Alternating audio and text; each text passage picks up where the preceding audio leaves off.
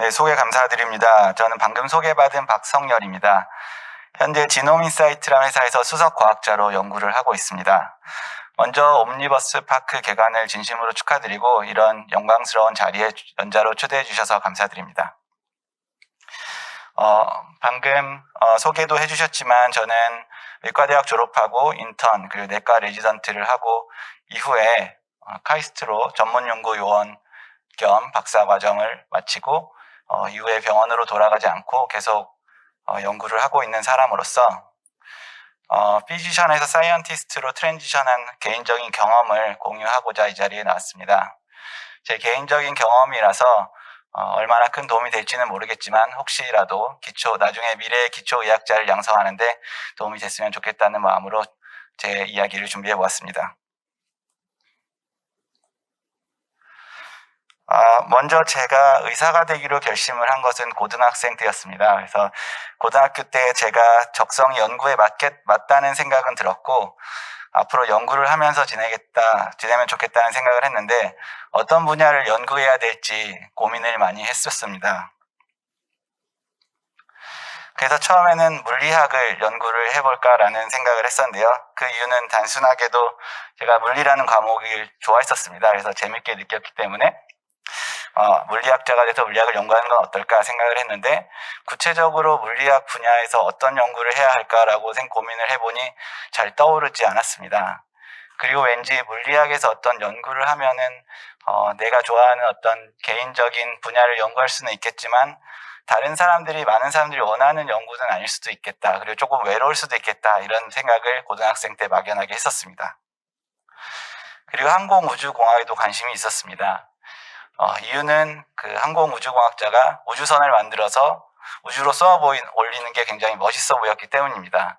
항공우주공학자가 돼서 나사에 취직을 해서 우주선을 만들고 연구를 하면 굉장히 멋있겠다 이런 생각을 했는데 마찬가지로 그럼 항공우주공학자가 돼서 어떤 연구를 할까라고 했을 때 떠오르는 게 없었고 아마도 우주선엔 굉장히 많은 부품이 있을 거기 때문에 그 부품 중에 하나를 만들게 되지 않을까 이런 생각을 막연하게 했었고 그럼 조금 더 큰 연구를 하고 싶다라는 생각을 막연하게 했습니다. 그러던 중에 우연히 종양내과 의사의 삶을 다룬 다큐멘터리를 시청을 하게 되었습니다. 그 다큐멘터리에서 종양내과 의사는 암 환자 진료도 하고 암 연구도 하면서 굉장히 바쁘게 살아가는 모습이었고 암 정복을 위해서 열심히 싸운다라는 느낌을 받았고 굉장히 매력적으로 느껴졌습니다. 그래서 저는 그 이후로는 열심히 공부해서 종양내과 의사가 돼야 되겠다라고 결심을 했고 열심히 공부해서 의대에 입학할 수 있었습니다. 그 이후로는 굉장히 긴 터널을 통과한 기분이었습니다. 터널을 통과했다는 게 굉장히 어둡고 우울했다는 뜻은 아니고 그 의대에 입학한 이후로는 다른 길은 생각하지 못하고 그냥 제가 정한 어떤 한 길만 보면서 계속 나아갔던 것 같습니다. 그래서 의대 본과 1학년, 2학년, 3학년, 1학년이 되면 2학년 되는 생각만 했고 2학년 되면 공부해서 3학년이 돼야지 그리고 인턴 그리고 레지던트가 되는데 어떤 의심이 없었고 다른 길은 생각할 수가 없었습니다. 주변 친구들 중에서는 이제 과를 결정하지 못한 친구들이 많았기 때문에 어떤 과를 가야 될까 환자를 보는 과를 갈지 보지 않는 과를 갈지 이런 것들에 대해서 고민하는 친구들이 있었지만 저는 입학할 때부터 종양내과에 가겠다고 입학을 했기 때문에 더더욱 고민이 없었다고 할 수 있겠습니다. 의대 때는 1학년 때와 2학년 초에 이제 기초의학을 배웠었습니다. 그때는 사실은 의사가 돼서 환자를 안 보고 연구만 할 수 있다는 것에 대해서 잘 모르고 입학을 했기 때문에 이런 기초의학 분야가 있다는 것이 신기했었고 그리고 종종 기초의학 강의를 들을 때 교수님들이 본인들의 이제 최신 연구 지견을 소개시켜주면 굉장히 재밌게 들었었습니다. 하지만 2학년 2학기 때부터는 굉장히 많은 양의 임상의학 강의를 듣고 외우는 데 바빴기 때문에 더 이상 기초의학을 생각할 겨를은 없었고 그리고 이제 그 의사 국가고시 자체도 거의 임상의학의 내용이 대부분이기 때문에 이후로는 기초의학을 생각할 겨를 없이 바로 인턴 레지던트, 내과 레지던트로 가게 되었습니다. 근데 지금 생각해 봤을 때는 그때 혹시 기초연구에 대한 좀 더 많은 노출이 있었다면 혹시 결정이 달라졌을까 이런 생각도 해보고 있긴 합니다. 물론 제가 인턴 레지던트를 한 것을 후회하고 있는 것은 아니지만 그래도 어떤 여러 가지를 고민하면서 단계를 지나가는 것과 그냥 생각 없이 계속 원래 처음 정해졌던 대로 단계를 지나가는 것은 다르다고 생각을 해서 의대 때 1학년이나 2학년 초반에만 그렇게 노출이 되는 게 아니고 의대 학생 전반적인 기간에 걸쳐서 어떤 연구에 대한 노출이 있었다면 혹시 결정이 달라졌을까? 그런 고민을 해보고 있습니다. 저의 레지던트 생활은 비교적 순탄했던 것 같습니다. 그래서 환자나 보호자 그리고 이제 병동에 있는 여러 간호사분들과 굉장히 좋은 라포를 쌓았었습니다. 제가 수련받은 병원은 그 병동 주치 제도여서 그 병동 주치가 한 달 내내 그 병동 간호사분들과 같이 생활하고 그리고 다음 병동으로 넘어가고 이런 식이었습니다. 그래서 제가 이제 레지던트 때 중에 가장 자랑스럽게 생각하는 것은 2년차 연말 송년회 때 그 3개 병원 전체 내과 병동 간호사분들을 대상으로 주치 인기 투표를 하는데 거기서 1등을 한 것을 굉장히 큰 자랑으로 생각합니다. 왜냐하면은 대부분의 많은 주치의들이 굉장히 많이 싸웠었습니다. 병동에서. 네, 어쩔 수 없이 이게 일이 하다 보면은 이제 부딪히는 경우가 많기 때문에 굉장히 많이 싸우곤 했었는데 저는 그래도 굉장히 잘 지냈고 모든 병동에서 그것들을 굉장히 자랑스럽게 생각하고 있습니다. 그리고 여러 가지 바쁘긴 했지만은 틈틈이 임상 연구를 진행해서 SCI2급 저널의 5개의 논문의 주저자로 논문을 실었고 그리고 동기들, 환자 보호자, 다른 직종들과도 잘 지내서 제 친구들이 저에게는 임상의사가 되는 게 딱이다. 성격이나 그런 걸 여러 가지 봤을 때 너는 임상의사를 해야 된다. 그런 얘기를 많이 들었고 저도 원래 목표가 종양내과 의사였기 때문에 그것에 대해서 의심해 본 적이 없었습니다. 하지만 겉으로는 순탄해 보였지만 제 전공의 시절에 어떤 고민이 없었던 것은 아니었습니다. 여러 가지 내적 고민이 있었습니다. 먼저 제가 이제 경험을 하고 그 다음에 이제 임상 교수님들을 바라보면서 느낀 점들이 있었는데요. 첫 번째로는 임상의사는 굉장히 다양한 일을 하는구나라고 느꼈습니다. 입원 환자, 외래 환자, 응급실 환자도 보고 그리고 학생이나 전공의 교육도 하고 그 다음에 각종 케이스 컨퍼런스에도 들어가고 임상시험도 진행하고 임상연구도 하면서 행정연구까지 하는 모습을 보면서 굉장히 다양한 일을 하고 있다. 그래서 뭔가 한 가지 일에 집중하기는 좀 어려울 수도 있겠다. 그런 생각을 많이 했었습니다. 그리고 임상의사에게는 환자 진료가 연구보다 우선한다는 생각을 많이 하게 되었습니다. 그래서 늦은 시간까지 환자 진료를 하고 일과 시간 이후에서도 또 넘어서 환자 진료하는 경우도 많았고 겨우 이제 조금 시간을 내서 연구를 하다가도 또 이제 안 좋은 환자가 생기면 다시 차트를 열어보거나 그렇게 하는 경험을 많이 하면서 아무래도 연구를 하고 싶긴 하지만 환자 진료 이제 병원에는 많은 생명을 오가는 그런 환자들이 많기 때문에 그렇게 맘 놓고 연구하기가 쉽지가 않구나 그런 것들을 많이 느꼈었습니다. 그리고 병원에서 임상연구를 몇 편 진행을 하면서 병원에서 하는 임상연구와 제가 기존에 생각했던 연구와의 괴리를 많이 느낄 수 있었습니다. 저는 이제 암 정복을 하고 싶어서 종양내과 의사가 되고 싶어서 그렇게 의대에 입학했는데 이제 레지던트 때 이제 임상 연구를 조금 경험을 해봤는데 대체로 어떤 환자의 임상 양상이나 어떤 치료 결과 그리고 검사 결과 등을 이용한 통계적인 연구가 많이 있었고 그래서 이렇게 통계적인 분석을 다양한 방법으로 분석을 하면서 여러 편의 논문이 나오고 그런 작은 연구들을 많이 수행했었습니다. 그런데 이렇게 통계적인 연구를 조금씩 함으로써 제가 암에 대한 어떤 근본적인 원리를 이해하고 암 정복에 기여할 수 있을까라는 의문점이 조금 들기 시작했습니다. 그리고 가장 중요하게도 마지막으로 과연 내 성격이 임상의사와 잘 맞는가라는 고민을 하기 시작했습니다. 왜냐하면 저는 한 가지를 조금 꾸준히 오랫동안 생각하는 것을 좋아하는 성격이었습니다.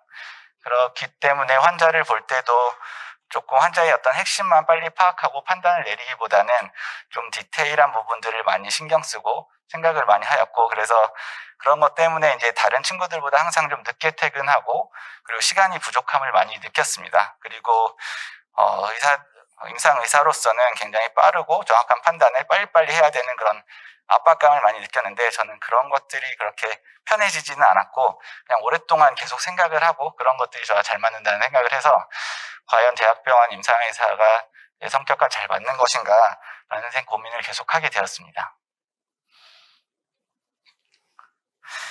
내과 레지던트가 끝나고 나서 이제 병역 문제로 인해서 군의관을 가는 경우가 일반적인 경우였습니다. 그런데 군의관을 3년 가는 대신에 전문연구요원으로 전일제 박사과정 4년을 선택할 수도 있는 기회가 있다는 것을 알고 그것을 선택하게 되었습니다.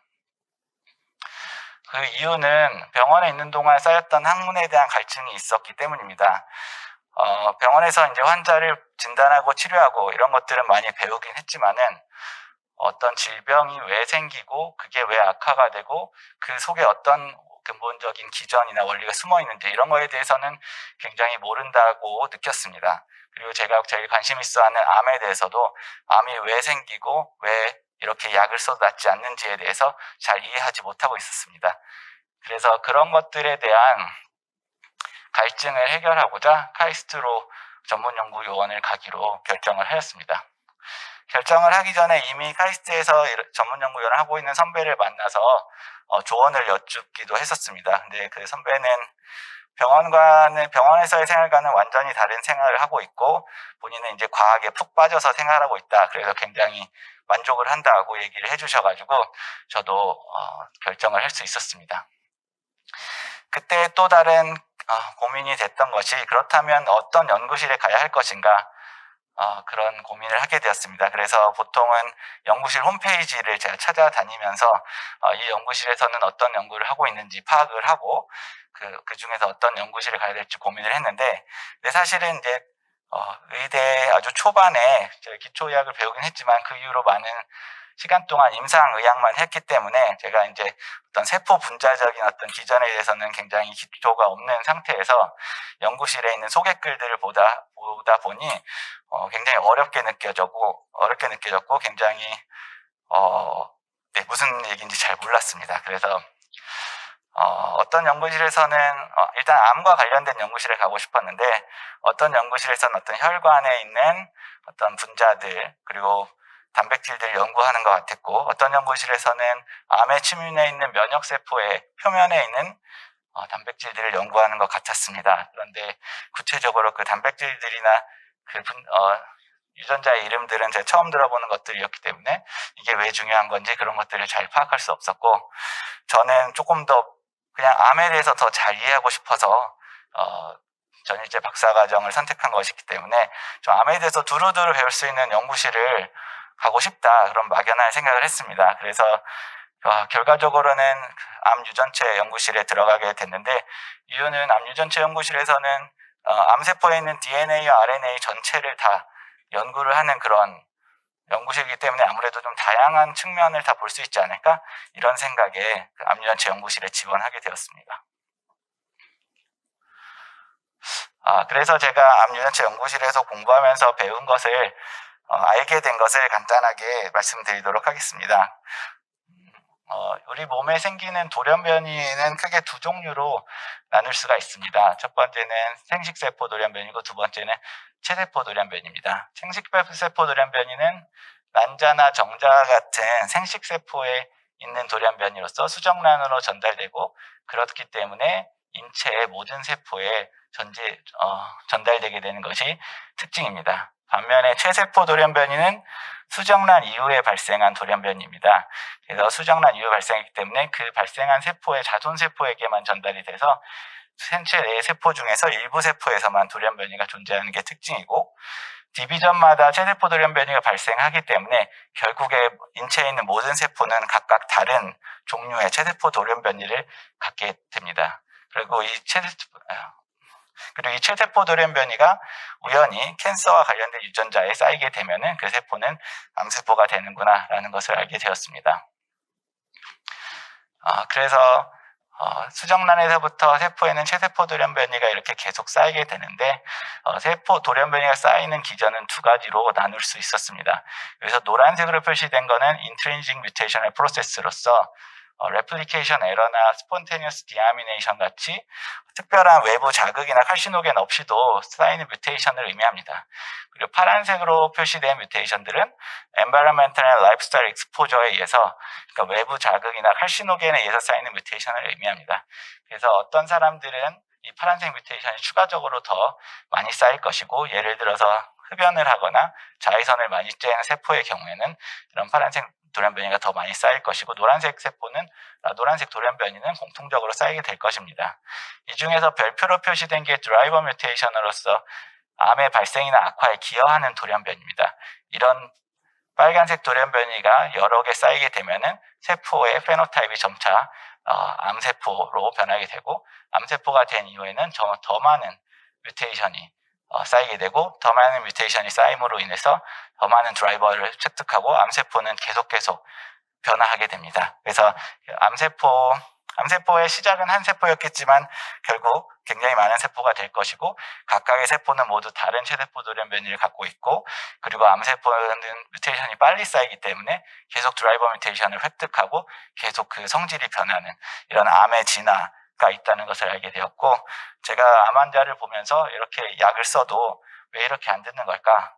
몇 달만 조금 암의 매스가 줄어들었다 다시 커지고 이런 것들을 굉장히 많이 봤는데, 결국은 이런 것들이 기저에 깔려 있다는 것을 알게 되었습니다. 그래서 암의 진화에 대해서 계속 더 공부해보고 싶다, 이런 생각을 하게 되었습니다. 그리고 이러한 DNA의 돌연변이 외에도 에피제네틱한 체인지, 그리고 튜머 마이크로 엔바이러먼트 등 이런 또 이제 세포에 영향을 주기 때문에 굉장히 복잡한 암의 진화에 관여하는 건 굉장히 복잡하고 굉장히 다양하게 진화할 수 있다. 그러므로 암의 근본적인 치료가 굉장히 힘들다라는 것을 깨닫고 굉장히 연구할 것들이 많다는 것을 깨달아서 계속 이 분야를 연구하고 싶다는 생각을 하게 되었습니다. 제가 그 박사과정을 하는 동안에서는 좀 긍정적인 어떤 경험을 많이 받았습니다. 첫 번째로는 새로운 것을 배우는 것이 즐거웠습니다.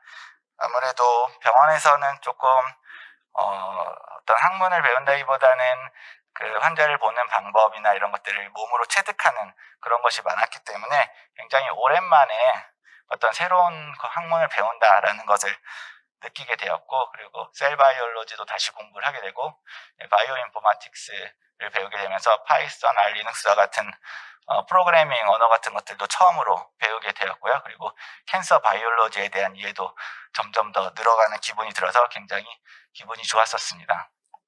그리고 오랜 연구 끝에 논문을 완성한 보람을 느꼈습니다. 연구를 하는 것 자체도 저한테는 즐거운 일이긴 했지만은, 연구를 그냥 하는 것과 논문을 완성시키는 것은 좀 다른 일이구나 라는 것을 느끼게 되었습니다. 임상 연구를 할 때는 비교적 논문을 제가 쉽게 완성했었던 것 같은데, 이제 기초에 와서 연구를 해보니까 논문 한 편 완성시키는 게 이렇게 어려운지 처음 느끼게 되었고, 그리고 논문을 완성시켰을 때 보람도 굉장히 컸습니다. 그런 것들이 굉장히 긍정적인 느낌이었고, 그리고 가장 중요하게는 저희 성격과 잘 맞는다는 느낌을 받았습니다. 박사과정을 하면서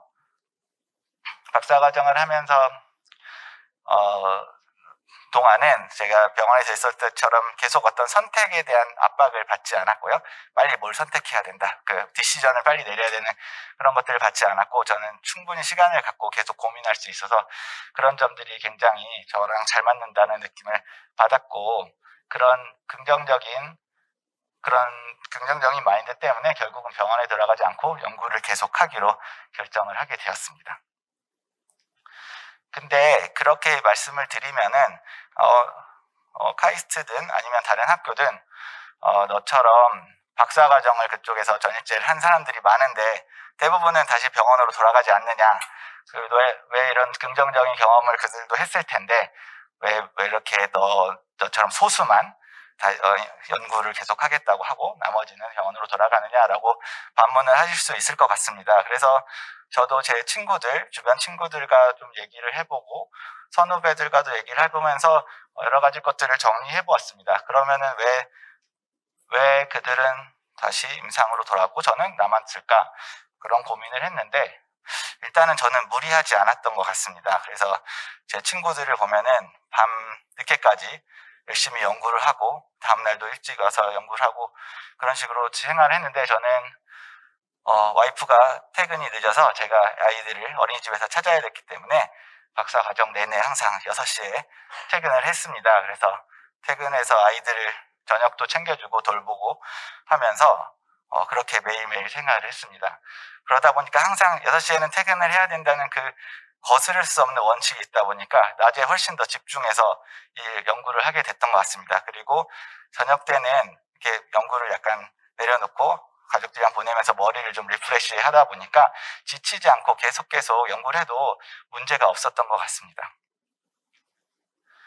그리고 약간 저는 조급하지 않게 과정을 즐겼던 게 약간 있었던 것 같습니다. 왜냐면은 저는 저 위에 같이 이제 6시까지만 연구를 하고 저녁 때 이제 가족들과 지냈기 때문에, 그리고 주말에도 가족들과 보내고 굉장히 즐거웠고요. 그래서 박사 과정을 꼭 빨리 끝내야 되나? 이런 생각도 좀 들 정도로 굉장히 그 과정이 즐거웠는데, 친구들 중에서는 이제 주말 부부를 하는 친구들도 많았고, 이제 가족들한테 계속 죄지은 마음으로 이렇게 생활을 하더라고요. 그래서 막 저 주중에는 막 열심히 그 연구를 하면서도 계속 가족들한테 미안한 마음이 쌓이는 느낌을 받았고, 그래서 계속 빨리 연구를, 과정을 마치고 다시 병원으로 돌아가야 되겠다, 이런 생각을 갖는 것 같았습니다.